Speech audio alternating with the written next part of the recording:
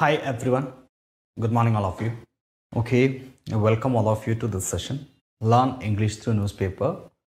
ഇതിൻ്റെ 21ാമത്തെ അധ്യായമാണ്. ഇതിന് മുമ്പത്തെ അധ്യായങ്ങൾ കാണാത്ത ആളുകളെല്ലാം മുമ്പത്തെ അധ്യായങ്ങൾ കൂടി കാണണം.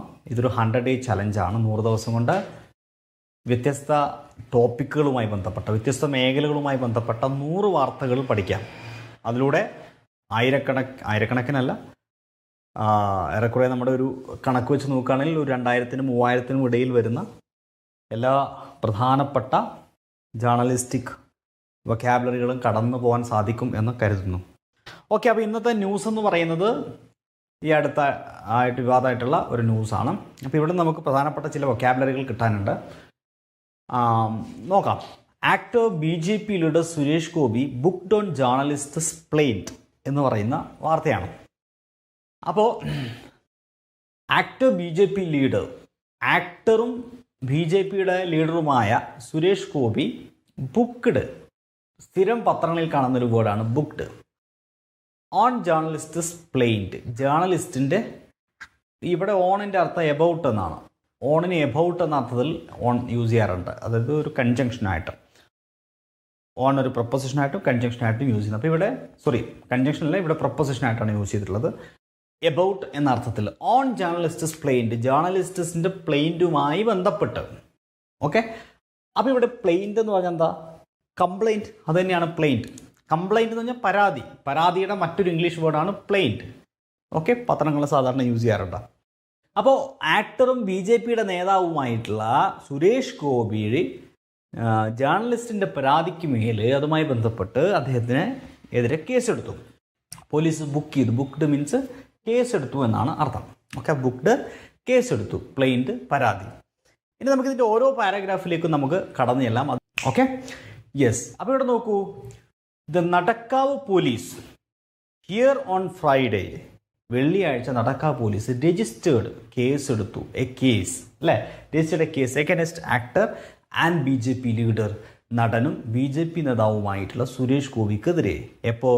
After woman journalist lodged complaint, വനിതാ പത്രപ്രവർത്തക ഒരു പരാതി നൽകിയതിൻ്റെ ഭാഗമായിട്ട്. അപ്പോൾ ലോഡ്ജ് കംപ്ലൈൻറ്റ് എന്ന് പറഞ്ഞാൽ എന്താണ്? പരാതി കൊടുക്കുക. ലോഡ്ജ് കംപ്ലൈൻറ്റ്, പരാതി കൊടുക്കുക. അലീജിങ്, ആരോപിച്ചുകൊണ്ട്. അലീജ് എന്ന് പറഞ്ഞാൽ എന്താ? ആരോപിക്കുക. ദാറ്റ് ഹി മിസ്ബിഹേവ്ഡ്, എന്താണ് അവർ ആരോപിച്ചത്? അദ്ദേഹം മിസ്ബിഹേവ് ചെയ്തു, അപമര്യാദയായി പെരുമാറി, മര്യാദകേടായി പെരുമാറി, അപമര്യാദയായി പെരുമാറുക. That is misbehave. Lodge complaint എന്ന് പറഞ്ഞു കഴിഞ്ഞാൽ സ്ഥിരം പത്രങ്ങളിൽ പറയുന്ന ഒരു വേർഡാണ്. പരാതി കൊടുക്കുക, പരാതി നൽകുക എന്നുള്ളത്. Okay, with her during A media interaction in Kozhikode on Friday, Kozhikode വെള്ളിയാഴ്ച മീഡിയ ഇൻട്രാക്ഷൻ്റെ ഇടയിൽ, അതായത് മാധ്യമപ്രവർത്തകരുമായിട്ടുള്ള സംവാദത്തിനിടയിൽ അല്ലെങ്കിൽ ആശയവിനിമയത്തിനിടയിൽ, ഇൻട്രാക്ഷനിടയിൽ, ഷീ സബ്മിറ്റഡ്, സമർപ്പിച്ചു, അവർ സമർപ്പിച്ചു ദ റിട്ടൺ പെറ്റീഷൻ, എഴുതിയ പരാതി ടു ഡിസ്ട്രിക്ട് പോലീസ് ചീഫ്, അതായത് ജില്ലാ പോലീസ് അധികാരിക്ക് ആ പരാതി സമർപ്പിച്ചു. ദ കംപ്ലൈൻറ്റ്, പരാതി സെഡ്, പറയുന്നു. എന്താ പറഞ്ഞത്? ഷി വാസ് മെൻ്റലി അപ്സെറ്റ്, മാനസികമായിട്ട് അവർക്ക് പ്രയാസമുണ്ടായി. After the actor allegedly touched. എപ്പോൾ? അലീജഡ്ലി എന്ന് പറയുന്നത് പത്രം, എപ്പോഴും പത്രത്തിൻ്റെ ഭാഷ. ഇപ്പം ഞാനിപ്പോൾ ഈ വാർത്ത പറയുന്നതിന് മുന്നേ ഞാനൊരു മുൻകൂർ ജാമ്യം എടുത്തു. ഇതൊന്നും എൻ്റെ അഭിപ്രായമല്ല എന്ന്, അല്ലേ? കാരണം വ്യത്യസ്തമായിട്ട് ഈ വാർത്തയ്ക്ക് വ്യത്യസ്ത അഭിപ്രായമുള്ള ആൾക്കാരുണ്ടാവും. ചെയ്ത് തെറ്റില്ല, ചെയ്ത് നന്നായി, ചെയ്ത് മോശമെന്ന് പറയുന്നതിന് വ്യത്യസ്ത അഭിപ്രായം ഉണ്ടാവും. എന്ന് പറഞ്ഞ മാതിരി തന്നെയാണ് എല്ലാ ഫാക്റ്റുകളിലും അത്തരത്തിൽ വ്യത്യസ്ത അഭിപ്രായം സമൂഹത്തിനുണ്ടാവും. സത്യം വേറെ ആവാം, കോടതിക്ക് വേറെ അഭിപ്രായം ഉണ്ടാവും. അതുകൊണ്ട് പത്രവാർത്തകൾ ഒരിക്കലും ഒരു ജഡ്ജ്മെൻ്റൽ ആയിരിക്കാൻ പാടില്ല, ബയാസ്ഡ് ആയിരിക്കാൻ പാടില്ല. അതുകൊണ്ട് തന്നെ അവരെപ്പോഴും എന്ത് പറയുമ്പോഴും അലീജഡ്ലി എന്ന് കൂട്ടിച്ചേർക്കും. ആരോപിക്കപ്പെടുന്നു. ഓക്കെ, അപ്പോൾ ഇവർ തൊട്ടു എന്ന് പറയുന്നത് പോലും പത്രം അലീജഡ്ലി ടച്ച്ഡ് എന്നാണ് പറയുന്നത്. തൊട്ടതായി ആരോപിക്കുന്നു. ഓക്കെ, ഹെർ ഷോൾഡേഴ്സ്, അവരുടെ ഷോൾഡേഴ്സിൽ എ സെക്കൻഡ് ടൈം, 2 തവണ, even after she had resisted, അവർ റെസിസ്റ്റ് ചെയ്തിട്ടും പ്രതിരോധിച്ചിട്ടും. ഓക്കെ, റെസിസ്റ്റ് എന്ന് പറഞ്ഞാൽ ചെറുക്കുക, എതിർക്കുക, പ്രതിരോധിക്കുക, ചെറുക്കുക. ഓക്കെ, എതിർത്തിട്ടും ഹിസ് ഫസ്റ്റ് അറ്റംപ്റ്റ്, ആദ്യത്തെ അദ്ദേഹത്തിൻ്റെ അറ്റംപ്റ്റ് എതിർത്തിട്ടും. ഓക്കെ, പിന്നീട് എന്ത് ചെയ്തു, അദ്ദേഹം അലീജഡ്ലി ടച്ച്, അതിന് തൊട്ടതായിട്ട് ആരോപിക്കുന്നു. അത് അവരെ മെൻ്റലി അപ്സെറ്റാക്കി എന്നാണ് പറയുന്നത്. ഷീ അലീജ്ഡ്, അവർ ആരോപിച്ചു, അപ്പോളജി എന്ന് പറഞ്ഞാൽ മാപ്പ്, ടെൻഡേർഡ് എന്ന് പറഞ്ഞാൽ മാപ്പ് ചോദിക്കുക, ക്ഷമാപണം നടത്തുക. അപ്പോൾ ഇത് ശരിക്കും ടെൻഡർ അപ്പോളജി എന്ന് പറഞ്ഞാൽ മാപ്പ് ചോദിക്കുക, ക്ഷമാപണം നടത്തുക എന്നാണ്. ടെൻഡർ അപ്പോളജി എന്ന പ്രയോഗത്തിൻ്റെ അർത്ഥം എന്താ? ഇതൊരു ഫ്രേസാണ്.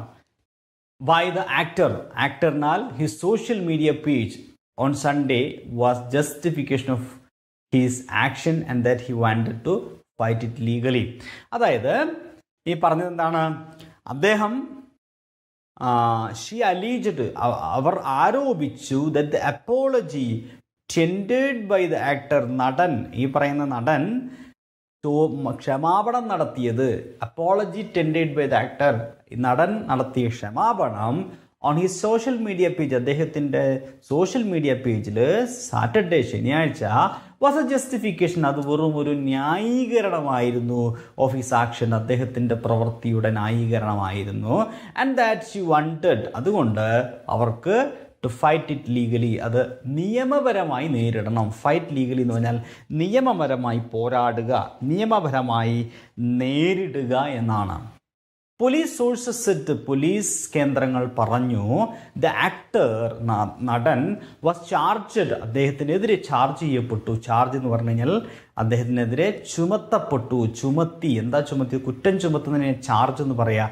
അണ്ടർ സെക്ഷൻ 354A, അതായത് 354 IPC 354 വകുപ്പാണ് അദ്ദേഹത്തിനെതിരെ ചാർജ് ചെയ്തത്, ചുമത്തിയത്, കുറ്റമായിട്ട് ചുമത്തിയത്. അത് എന്താണ് ഈ IPC 354A? Punishment for sexual harassment of the nature of unwelcome physical contact and advances. അതായത് സ്വാഗതാർഹമല്ലാത്ത രീതിയിലുള്ള ശാരീരികമായിട്ടുള്ള സ്പർശനം, അല്ല അതിനു വേണ്ടിയുള്ള ശ്രമം, അതാണ് ഈ പറയുന്ന 354A എന്ന് പറയുന്നത്. The Kerala union of working journalists, അതായത് KUWJ എന്ന് പറയുന്ന ജേർണലിസ്റ്റുകളുടെ ഒരു യൂണിയനാണത്, വർക്കിംഗ് ജേർണലിസ്റ്റിൻ്റെ. ആൻഡ് മെനി വുമൺ ഓർഗനൈസേഷൻസ്, കൂടാതെ കുറേ വനിതാ സംഘടനകൾ ഹാവ് സോട്ട് എന്ന് പറഞ്ഞാൽ സീക്കിൻ്റെ പാസ്റ്റാണ്. സീക്ക് ആരായുക, തേടുക, ആരായുക, അന്വേഷിക്കുക എന്നൊക്കെ അർത്ഥമുണ്ട് സീക്ക്. അപ്പോൾ അതിൻ്റെ പാസ്റ്റാണ് സോട്ട്. അപ്പോൾ സീക്ക് ലീഗൽ ആക്ഷൻ, നിയമ നടപടി തേടുക. അപ്പോൾ സോട്ട് ലീഗൽ ആക്ഷൻ എന്ന് പറഞ്ഞാൽ നിയമ നടപടി തേടി. Okay, legal action against the actor, നടനെതിരെ. The Kerala state women's commission, Kerala വനിതാ കമ്മീഷൻ എന്ത് ചെയ്തു? ഓൾസോ ടുക്കപ്പ് മീൻസ് ഏറ്റെടുത്തു. എന്താ ഏറ്റെടുത്തത്? ദ ഇഷ്യൂ, ഈ ഒരു വിഷയം ഏറ്റെടുത്തു. ആഫ്റ്റർ റിസീവിങ് എ കംപ്ലൈൻറ്റ്, അതായത് ഈ പരാതി ലഭിച്ചതിനെ തുടർന്ന്, ഫ്രം ദ ജേർണലിസ്റ്റ്, ആ പത്രപ്രവർത്തകയുടെ ഭാഗത്തുനിന്ന് കംപ്ലൈൻറ്റ് കിട്ടിയതിന് ശേഷം കേരള വനിതാ കമ്മീഷൻ എന്ത് ചെയ്തു? ഇത് ടുക്കപ്പ് ചെയ്തു, നടപടി അത് ഏറ്റെടുത്തു, ഈ ഇഷ്യൂ ഏറ്റെടുത്തു, ടുക്കപ്പ് ചെയ്തു. The panel sought report from the district police chief. അപ്പോൾ ഈ പാനൽ ജില്ലാ പോലീസ് മേധാവിയുടെ നിന്നും സോട്ട് റിപ്പോർട്ട് തേടി, വിവരം തേടി. ഓക്കെ, അപ്പോൾ ഈ സോട്ട് എന്ന് പറഞ്ഞു കഴിഞ്ഞാൽ മറക്കണ്ട, സീക്കിൻ്റെ പാസ്റ്റാണ് അല്ലേ? സീക്ക് എന്ന് പറയുന്ന വേർഡിൻ്റെ പാസ്റ്റാണ് സീക്ക്.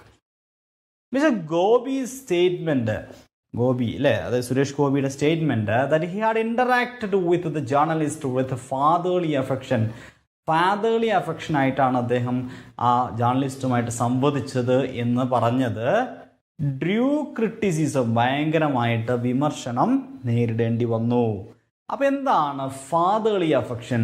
പിതൃതുല്യമായ വാത്സല്യം, ഫാദേർലി അഫെക്ഷൻ. അപ്പോൾ സുരേഷ് ഗോപിയുടെ സ്റ്റേറ്റ്മെൻറ്റ് എന്താണ്? അദ്ദേഹത്തിൻ്റെ പ്രസ്താവന, അദ്ദേഹം ഇവരുമായിട്ട് ഇൻട്രാക്ട് ചെയ്തത് ഒരു ഫാദേർലി അഫെക്ഷൻ്റെ ഭാഗമായിട്ടാണ്, പിതൃതുല്യമായ വാത്സല്യത്തിൻ്റെ ഭാഗമാണ്. അതെന്തുണ്ടാക്കി? ഡ്രൂ ക്രിറ്റിസിസം, അതായത് ഡ്രോ ക്രിറ്റിസിസം എന്ന് പറഞ്ഞാൽ വിമർശനത്തിനിടയാക്കുക. ഡ്രോ ക്രിറ്റിസിസം എന്ന് പറയുന്നത് ഇതൊക്കെ ഫ്രേസുകളാണ്, ശൈലികളാണ് കേട്ടോ. ഇതുപോലെയുള്ള ജേർണലിസ്റ്റിക് ആയിട്ടുള്ള കാര്യങ്ങൾ അല്ലെങ്കിൽ നമ്മൾ പറയുമ്പോൾ ഇത്തരം ശൈലികളാണ് നമ്മൾ യൂസ് ചെയ്യുക. ഒരു ഡിബേറ്റിൽ പങ്കെടുക്കുമ്പോൾ അതിലൊരു കോമൺ ആയിട്ടൊരു സദസ്സിൽ നിന്ന് നമ്മൾ ഇതുപോലെ ഒരു അഡ്വാൻസ്ഡ് ആയിട്ട് ലാംഗ്വേജ് പറയുമ്പോൾ ക്രിറ്റിസിസം അല്ല, വിമർശനത്തിനിടയാക്കുക എന്ന് പ്രയോഗിക്കുന്നത് എങ്ങനെയാണ്? ഡ്രോ ക്രിറ്റിസിസം അല്ലേ? അല്ലാതെ വേറെ തരത്തിലുള്ള പ്രയോഗം നടത്തുമ്പോൾ അതൊരു ഓക്വേർഡായിട്ട് മാറും. അപ്പോൾ അത് കൃത്യമായിട്ട് ഓർക്കുക. ഡ്രോ ക്രിറ്റിസിസം, വിമർശനത്തിന് ഇടയാക്കി. ഫ്രം വേരിയസ് ക്വാർട്ടേഴ്സ്, എവിടെ നിന്നാണ്? വേരിയസ് ക്വാർട്ടേഴ്സിൽ നിന്ന്. അപ്പോൾ അതിൻ്റെ അർത്ഥം എന്താ? അതൊരു ശൈലിയാണ്. ഫ്രം വേരിയസ് ക്വാർട്ടേഴ്സ് എന്ന് പറഞ്ഞാൽ വിവിധ കോണുകളിൽ നിന്ന് ഫ്രം വേരിയസ് ക്വാർട്ടേഴ്സ്. അപ്പോൾ അതൊക്കെ ഇങ്ങനെ തന്നെ പറഞ്ഞു പഠിക്കണം. വിവിധ കോണുകളിൽ നിന്ന് ഫ്രം വേരിയസ് ക്വാർട്ടേഴ്സ്. വിമർശനത്തിനിടയാക്കുക, ഡ്രോ ക്രിറ്റിസിസം. ഇത് ഫ്രം വേരിയസ് കോണേഴ്സ് എന്ന് പറയാറുണ്ട് അല്ലേ? കോണർ. ഓക്കെ, നമ്മൾ സാധാരണ പറയുന്നത്. Okay, next. Though many of the B J P functionaries എന്ന് പറഞ്ഞാൽ ഉദ്യോഗസ്ഥരെന്നർത്ഥമുണ്ട്, ഭാരവാഹികൾ എന്നർത്ഥമുണ്ട്. ഇവിടെ ബി ജെ പിയുടെ ഉദ്യോഗസ്ഥരല്ലേ, ബി ജെ പിയുടെ ഭാരവാഹികളാണ്. അപ്പോൾ ഫങ്ഷണറീസ് ഭാരവാഹികൾ. അപ്പോൾ though many of the B J P functionaries, ധാരാളം ബി ജെ പിയുടെ ഭാരവാഹികൾ ഇൻ കേരള സപ്പോർട്ടഡ് മിസ്റ്റർ ഗോപിയുടെ സ്റ്റാൻസിനെ, നിലപാടിനെ സപ്പോർട്ട് ചെയ്തു, ഒരു നിലപാടിനെ പിന്താങ്ങിയെങ്കിലും ആര്? ബി ജെ പിയുടെ ഫങ്ഷണറീസ്, ബി ജെ പിയുടെ ഭാരവാഹികൾ. മെനി ഓർഗനൈസേഷൻസ്, പല സംഘടനകളും, ആൻഡ് ആക്ടിവിസ്റ്റ്സ്, പല പ്രവർത്തകരും സെഡ്, പറഞ്ഞു, he did not respect the complainant's attempt to resist his disturbing action. അതായത് സുരേഷ് ഗോപി ആ ആക്ഷൻ ഇങ്ങനെ മേലെ തൊട്ട സമയത്ത് അവർ അതിന് ചെറുത്തു റെസിസ്റ്റ് ചെയ്തു. ആ റെസിസ്റ്റ് ചെയ്ത അവരുടെ അറ്റംപ്റ്റ് ഉണ്ടല്ലോ, ആ ശ്രമം, ആ ശ്രമത്തെ എന്ത് ചെയ്തില്ല? ഹി ഡിഡ് നോട്ട് റെസ്പെക്ട്, അദ്ദേഹം ബഹുമാനിച്ചില്ല. ആരുടെ ശ്രമത്തെ? കംപ്ലൈനൻ്റ് എന്ന് പറഞ്ഞാൽ പരാതിക്കാരി